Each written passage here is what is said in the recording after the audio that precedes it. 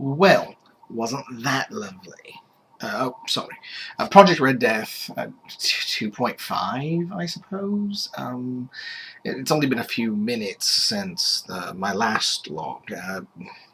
Alright, the incident in the hallway, it proved to be nothing major. Well, alright, there were a few deaths and some property damage and a couple of busted windows, a lot of spent ammunition, but everything's dealt with now, everything's fine. Wasn't even our project, actually, which is nice. It started 4 hallways away, which does speak to the lack of security we have in our internal walls. There are now 3 rather large holes through, and well, I couldn't see a great deal because I personally was hiding behind a steel security door, but I overheard the surviving guards mention something about a Zmee. I don't even entirely know what that is. That sounds like something alive, which means you would think that the premier bio-researcher here at OSW would know something. I'm going to have to go back through the logs, other people's logs, make sure that we don't have projects that I don't know about. That would be unfortunate. Well, anyway, the complete aside. Back to Red Death, and specifically back to Cadmus Warren. After interviewing him, alright, interviewing's a bit of a misnomer, but there were questions asked and eventually answered. It sounds like what we may be dealing with is cross-competing pathogens. Now, it is... We can't deny that their systems were apparently compromised by Red. But I've discussed this with you all before.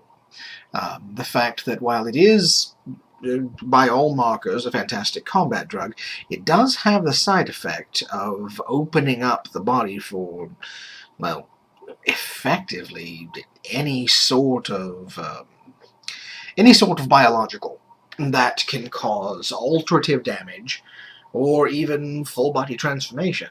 Now, what we're seeing here is an extremely destructive transformation, leading me to believe that whatever is inside them is not something that was ever even intended to be humanoid. It would explain the extreme changes in bone structure, and it would, it would certainly explain Senor Pinata, the 4th individual. We're still cleaning him out of the rafters. But I don't think that there's a cure, which is bad news for Mr. Warren and his 2 cohorts. We've had some success keeping them on Red. It's interesting. It makes them vulnerable to it, but it also, once it's in their systems, allows them to resist the more damaging effects of the transformation. I'm wondering if we just need to let it run its course.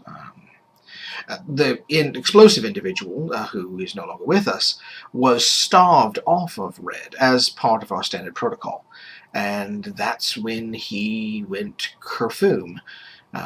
Scientific term, by the way, kerfoom. I'm coining it now. If there is any truth to the idea that continued doses of Red may cause whatever this transformation is to run its course and even be survivable, I think that we need to continue that. I'm going to recommend it, and of course that means that we're going to need more base material for Red.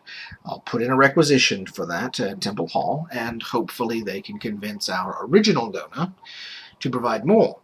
Otherwise, we may have to get a bit more forceful with our Crimson recruitment.